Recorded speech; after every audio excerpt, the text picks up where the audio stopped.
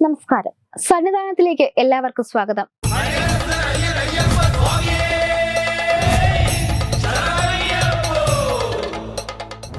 മലമുകളിൽ വാഴും അയ്യപ്പസ്വാമി സന്നിധിയിലേക്ക് ശരണം വിളികളുമായി അനുനിമിഷം ആയിരങ്ങൾ വന്നുകൊണ്ടിരിക്കുകയാണ്.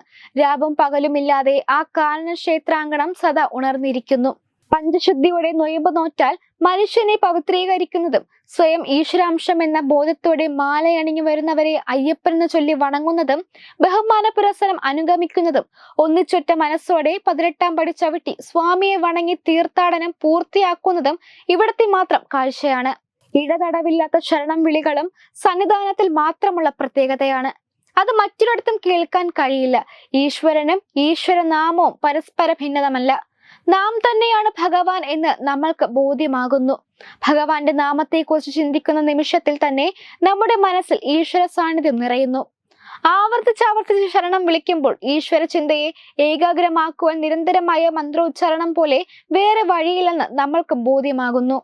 ആ ദിവ്യമന്ത്രത്തിന്റെ ഉച്ചാരണം ഹൃദയത്തിൽ ആനന്ദവും പ്രേമവും ഉണർത്തുന്നതിനാൽ ശരണമന്ത്രം ആവർത്തിക്കുന്നത് കൊണ്ട് മാത്രം ഭക്തന്റെ ഹൃദയം ആനന്ദാന്തരീകം കൊണ്ട് നിറയുന്നു.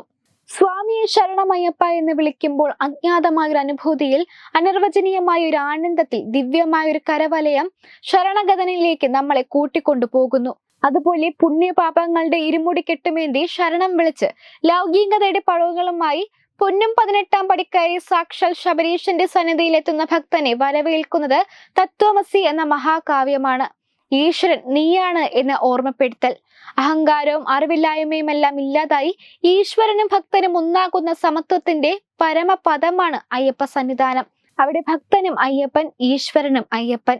വേദാന്ത പൊരുളായ ശബരീശന്റെ സന്നിധിയിൽ ഭക്തരെ വരവേൽക്കുന്ന തത്വമസി എന്ന മഹാകാവ്യം അനർത്ഥമാണ്. അഹങ്കാരത്തിനും അറിവില്ലായ്മയ്ക്കും കാമം, ക്രോധം, ലോഭം, മോഹം മുതലായ അഷ്ടരാഗങ്ങൾക്കപ്പുറം പരമാത്മാ ചൈതന്യത്തിന് വെളിച്ചമേകുന്നതാണ് തത്വമസി എന്ന മഹാകാവ്യം.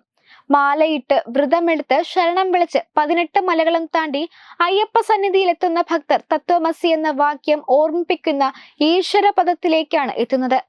നമ്മുടെ ഉള്ളിലെ ലൗകികമായ വികാര വിചാരങ്ങളുടെ പ്രതീകങ്ങളായ 18 പടികൾ കടന്നാലേ തത്വമസിയുടെ സമത്വ ലോകത്ത് എത്തുകയുള്ളൂ.